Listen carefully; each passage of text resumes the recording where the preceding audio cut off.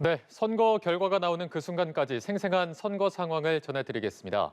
국립고궁박물관 야외 스튜디오에 연합뉴스TV 정치부 기자들이 나가 있는데요. 현장으로 마이크 넘겨보겠습니다. 이준흠, 정주희 기자 나와주시죠. 네, 경복궁 스튜디오입니다. 현재 시간이 오후 2시 22분을 막 지나고 있습니다. 이 확진자 투표가 있기 때문에 이제 투표 종료 시간까지는 약 2시간 정도 남아 있습니다. 네, 오후 5시 기준 현재 투표율이 73.6%로 상당히 높은 상황인데요. 이 투표율이 높으면 어디가 유리하다, 또 어느 지역은 무조건 누구를 찍는다, 이런 통념들이 좀 다 희석되는 그런 선거인 것 같습니다. 네, 맞습니다. 이제 거의 투표가 끝나가는 상황이지만 결과 예측은 끝까지 쉽지 않은데요. 그래서 저희가 이번엔 선거 경험이 풍부한 의원님들을 모시고 이 막판 판세를 분석해 보도록 하겠습니다.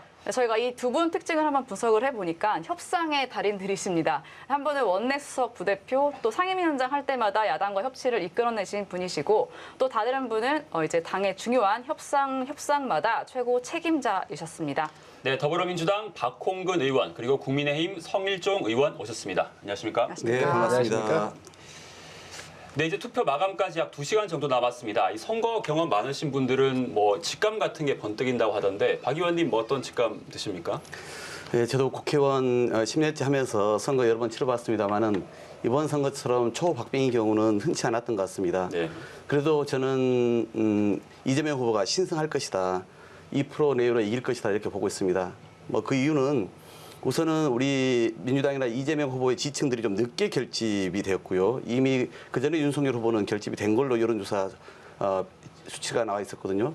두 번째는 중도층의 남은 사람들이 결국 이분들은 다른 것보다는 역량 자질 이런 부분을 가지고 합리적 판단을 하시게 돼 있거든요. 세 번째는 아무래도 여당이다 보니까 저희가 더 또 절박하게 현장에서 뛰어왔고 또 모든 조직력을 총동원하고 있거든요. 여기서 또 지지율을 끌어올릴 수 있는 부분이 있기 때문에 저희는 그렇게 해서 2% 내외로 노무현 대통령이 2.3%, 김대중 대통령이 1.5% 차이로 이기지 않았습니까? 그런 경우와 비슷하게 결론이 나올 것이다 이렇게 예상하고 있습니다. 네, 박홍근 의원님은 이제 이재명 후보가 신승을 거둘 것이다 이렇게 말씀해 주셨는데, 성 의원님도 승리의 직감 같은 게 좀 느껴지시나요? 네, 직감이라고 말씀을 하시니까 저희가 현장을 누벼보면 국민들 사이에서 흐르고 있는 정서가 있습니다. 네. 이번에는 뭐니 해도 정권을 교체하자는 것이죠. 그리고 5년 동안 부동산 문제를 비롯해서 민주주의가 후퇴한 문제, 여러 가지 이 국가가 무너져 내리고 있는 것에 대한 국민들의 그 우려를 저희는 직접 체감할 수가 있었지요. 그렇기 때문에 아마 우리 윤석열 후보 또 여당 후보 이렇게 나오셨을 때 그 구름 인파들을 이렇게 보시면 저런 것들이 그 국민의 요구사항이고 현장의 분위기구나 이런 걸 아마 느끼실 수 있으실 겁니다.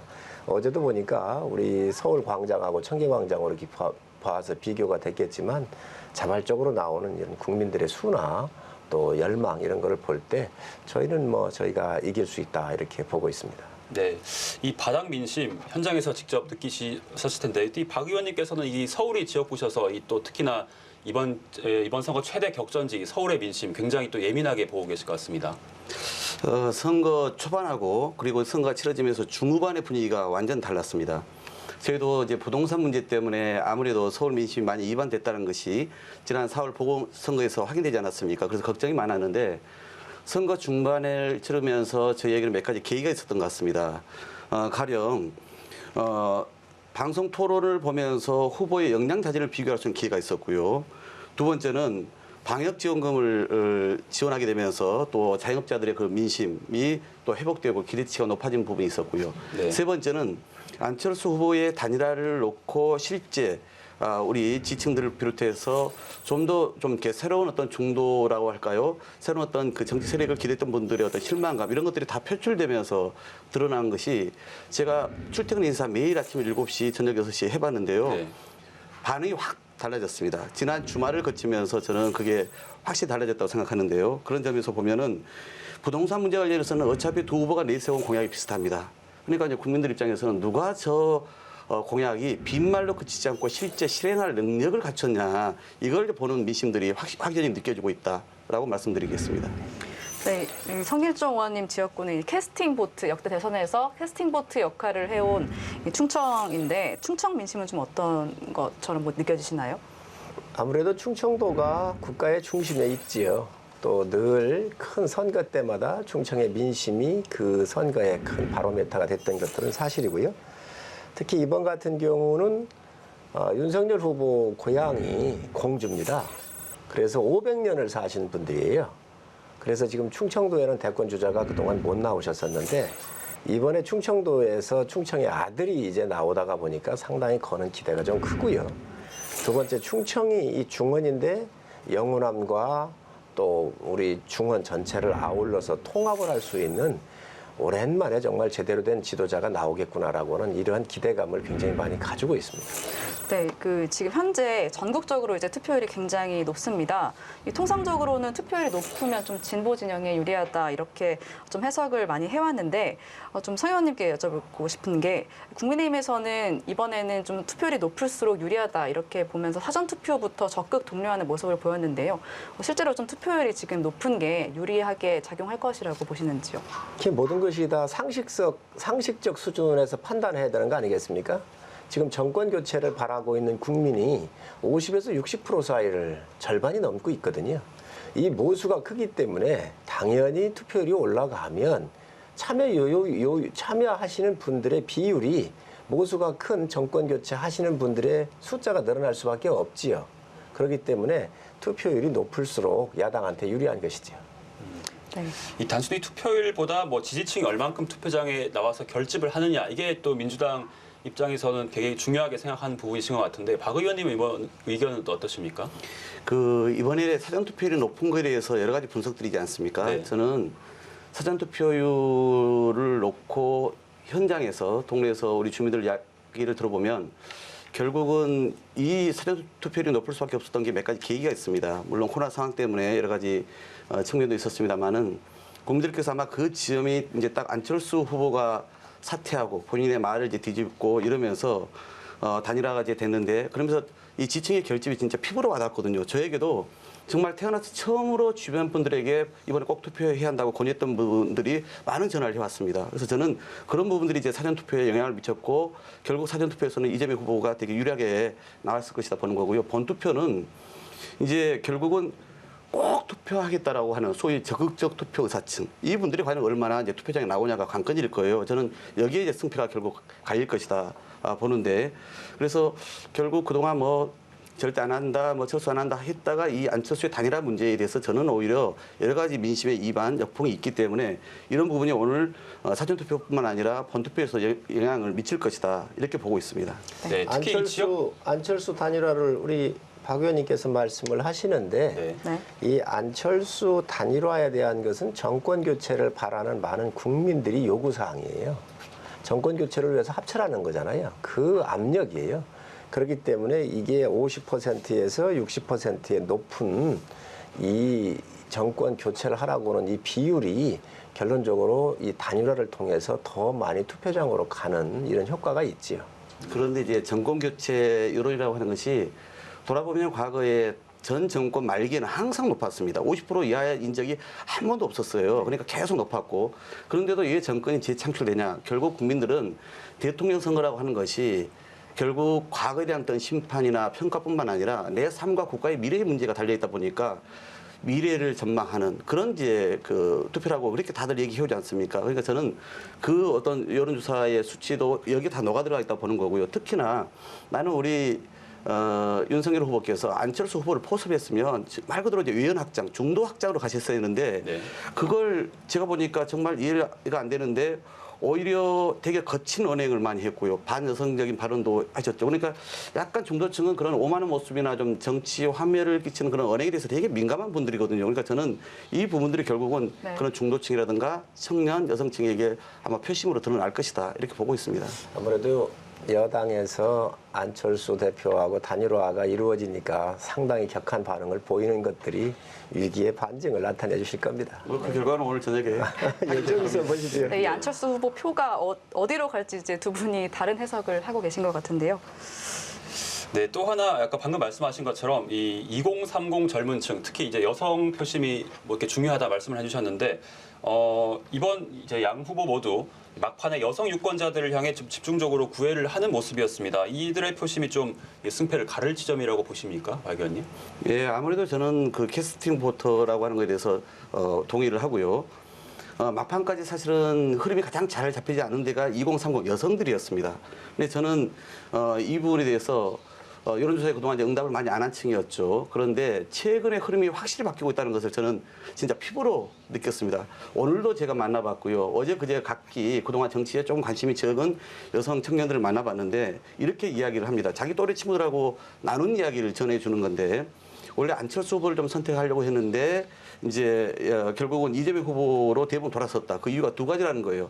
하나는 좀 준비되지 않은 후보는 불안하지 않냐. 이게 첫 번째였고요.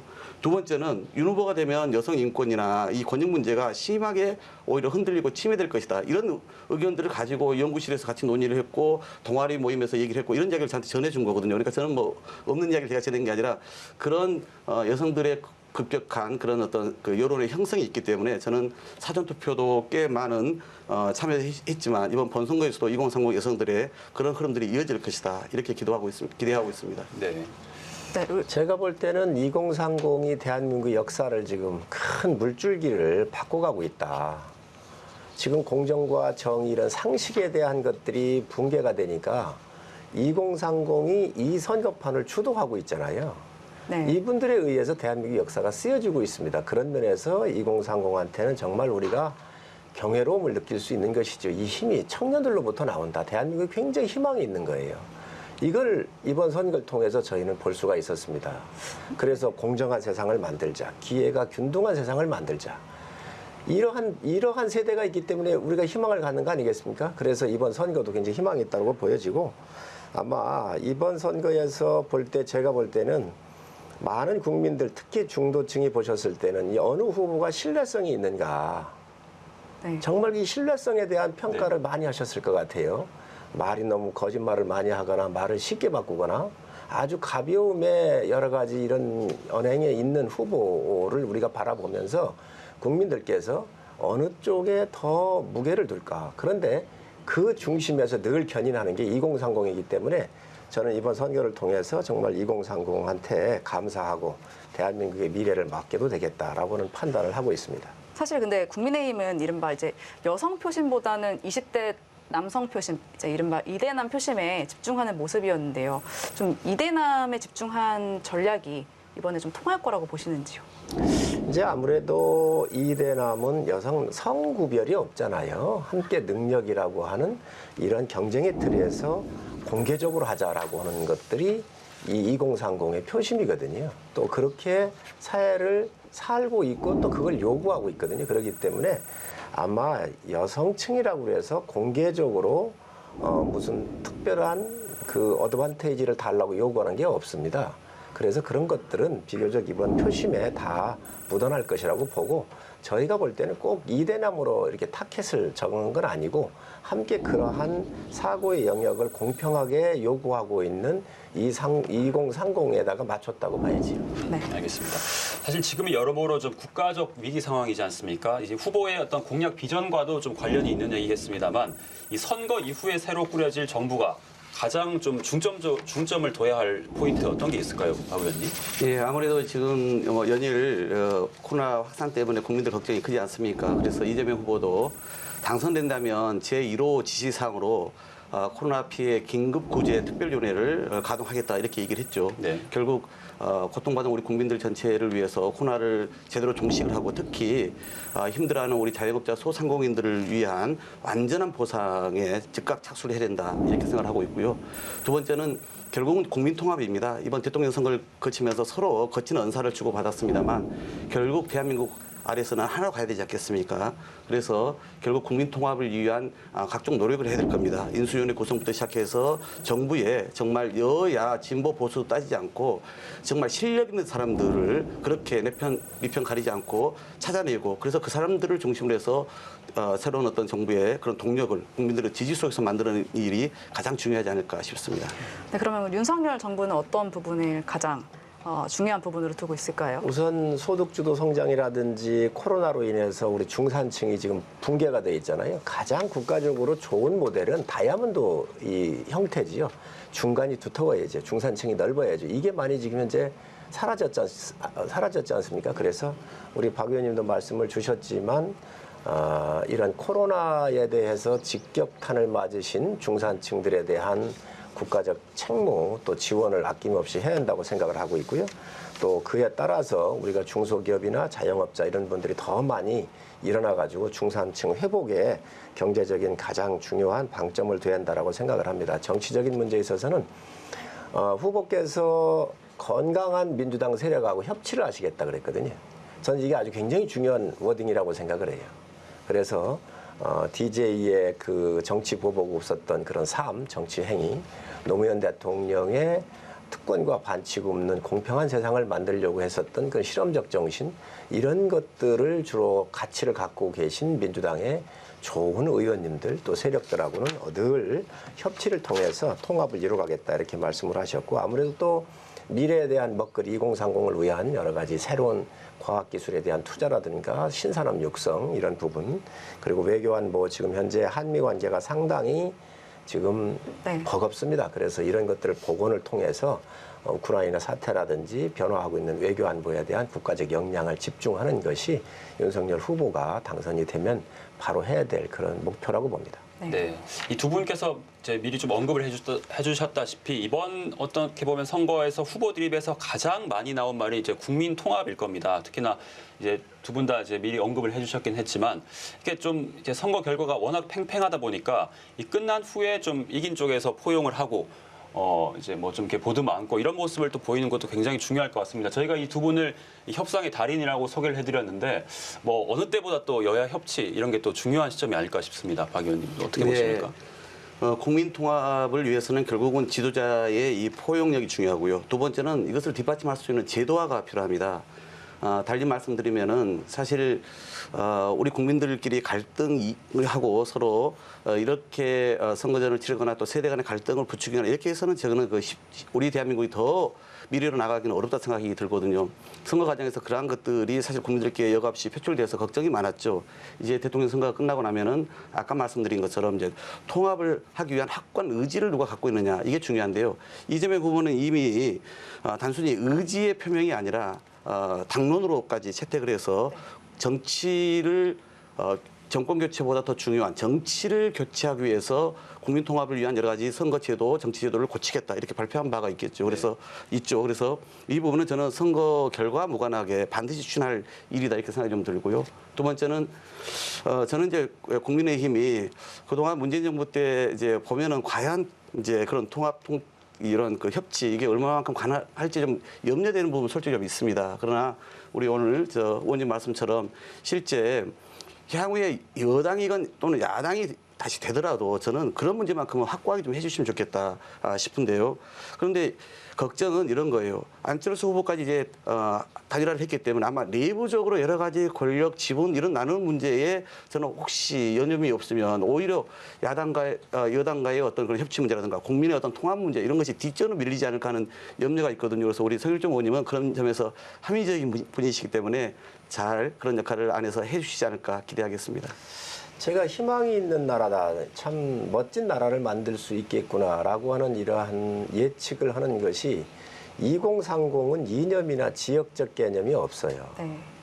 그런데 조금 나이 드신 분들은 아직도 지역적 그런 정서를 갖고 있단 말이죠. 그렇기 때문에 이 2030이 대한민국을 끌어가고 있는 힘이 굉장한 에너지를 갖고 있어요. 그래서 이번 이제 주역으로 올랐단 말이에요. 정치의 중심의 주역으로 올랐단 말이에요. 이 정치권이 이걸 수용을 해야 돼요. 이거를 안 하면 2030한테 영원히 이제 우리가 버림받는 그런 정치 세력이 될 텐데 바로 2030이 지금 보내고 있는 지역이나 이념을 뛰어넘는 통합의 정신을 저희가 수용을 해야 된다 이렇게 보고, 박홍구 의원님 말씀이 맞습니다. 뭐 야당이라고 그래서 다 잘한 건 아니잖아요.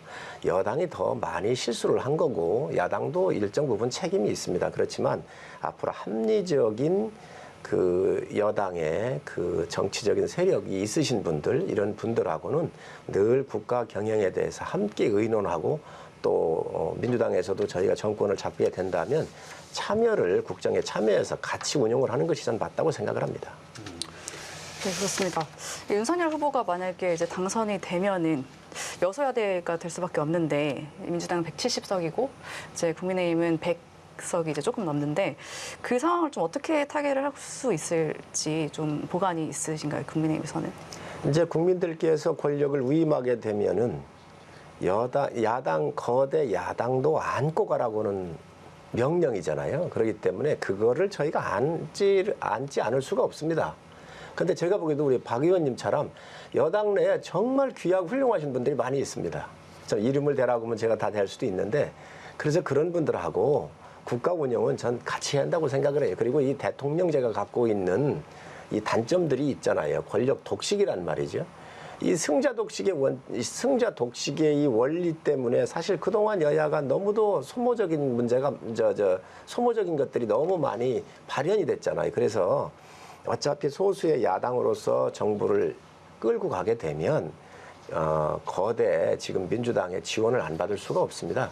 이런 부분들이 앞으로 문이 열려서 이제 국민들 원하시는 것만큼 저희가 양보하고 타협하고 같이 정부를 운영하는 그런 모델이 이제 나올 시간이 됐지 않았나 생각을 합니다. 그러니까 그런 점에서 이제 네. 사실은 선택지를 국민들이 강제당하는 것이 아니라 좀 다양한 선택지를 정치권이 만들어줘야 되는데 이번에 또 이제 안철수 후보가 그렇게 단일화하면서 선택지가 하나 없어졌던 거 아닙니까? 그래서는 이재명 후보가 얘기하는 그런 국민 통합을 위해서라도 또 협치를 위해서라도 다당제 구조를 만든다. 이 부분은 저는 이제는 이번 국민의힘도 좀 이렇게 적극적으로 협조를 해 주셔야 된다. 이 말씀 드리고 싶고 두 번째는 윤석열 후보가 갑자기 우리 안에서 제가 어제 그걸 다 찾아봤는데요. 마치 뭐 본인이 대통령 됐냐 뭐 그러면은 거대 여당이 탄핵을 추진한다 이런 얘기를 해갖고 깜짝 놀랐어요. 우리 안에서 아무리 찾아봐도 얘기한 사람이 없는데 저는 결국은 우리 여당에 대해서 이렇게 좀 정치적 프레임을 짜기 위해서 고도로 또 의도를 갖고 그렇게 하신 거 아닌가 하는 걱정이 되던데요. 진짜 후보의 의지가 중요합니다. 그렇기 때문에 그런 협치와 통합을 하려면은 저런 그런 어떤 그 표현들 있잖아요. 이것은 되게 삼가야 됩니다. 우리 안에서 있지 않은 이야기를 이렇게 지어내서는 안 되는 거 아니겠어요? 그래서 말 그대로 국민들이 향후에 누가 되든지 간에 함께 힘을 모아서 대한민국의 미래를 만들어 나가는데 같이 가겠구나라고 하는 그런 신뢰, 희망 이것을 만드는 게 대단히 중요하겠죠. 네, 윤석열 후보께서 당선이 되신다고 한다면 통이 크신 분이에요. 이번에 안철수 후보하고 협상을 할 때 뭐 여러 가지 뭐 문서 페이퍼를 썼다는 거 아닙니까? 그런데 그거 다 휴지 조각이지 그게 무슨 의미 있겠느냐. 내 말을 믿으시라 이렇게 말씀을 하셨는데 정말 그 국민들께서 믿어주셔도 되실 분이십니다. 그리고 자기 말에 대해선 늘 책임을 지신다는 말씀을 드리고 뭐 지금 시간도 얼마 안 남았는데 뭐 여야가 또 뭐 싸운들 무슨 큰 의미가 있겠습니까? 이제 앞으로 국민들께서 잘 지켜봐 주시고 저희가 열심히 후보가 또 당선이 되시면 잘 보필하고 또 여당하고도 협치를 잘 하겠다는 말씀 드립니다. 네, 어느 후보가 됐든 국민 통합 약속을 지키시는 게 중요할 것 같습니다. 네. 마지막으로 저희 두 분께서 각 당 좀 대표 선수로 이 자리에 나와주셨는데 마지막 이제 투표 종료 시간이 얼마 남지 않았습니다. 마지막으로 국민들께 좀 한 말씀씩 전할 말씀 있다면 해주시겠습니까, 박 의원님부터? 네, 이제 투표가 마무리되는 시간인데요. 오직 나라의 미래 그리고 대통령의 역량만 생각해 주시고 마저 투표에 임해 주시라 이 말씀만 드리고 싶습니다. 대한민국 정말 위대한 나라 아닙니까? 앞으로 나가야 합니다. 국민들끼리 갈등하고 국정이 혼란에 빠져서는 안 되는 거죠. 그만큼 준비된 대통령 뽑아야 합니다. 그래서 국정을 안정적으로 이끌고 또 경제를 제대로 살리고 그래서 국민을 하나로 통합할 수 있는 대통령 꼭 만들어 주실 것을 간곡히 부탁드립니다. 네, 성 의원님도 마지막 한마디 네, 시간이 얼마 안 남았습니다. 이제 마지막 결정을 국민들께서 하실 텐데 신뢰 있는 후보를 꼭 선택을 해주시기 바랍니다. 국민과의 약속 굉장히 중요한 이야기입니다. 우리 윤석열 후보는 공정과 또 정의, 상식을 지키기 위해서 모든 권력의 탄압으로부터 늘 저항을 하면서 국민 편에 국민의 이익만 보고 사셨고 또 그런 공직 생활을 하셨습니다. 25년 동안 사시면서 결코 비난받거나 또 검증받는 데 부끄러움이 없는 후보입니다. 앞으로 대한민국 운명이 걸려 있는데 신뢰 있는 후보를 선택을 하셔서 우리 대한민국의 미래로 가는데 국민들께서 길을 열어주시고 힘을 보태주셨으면 좋겠습니다. 감사합니다. 네, 투표 마감까지 2시간도 채 남지 않았습니다. 지금까지 민주당 박홍근, 국민의힘 성일종 의원님과 이야기 나눠봤습니다. 고맙습니다. 고맙습니다. 고맙습니다.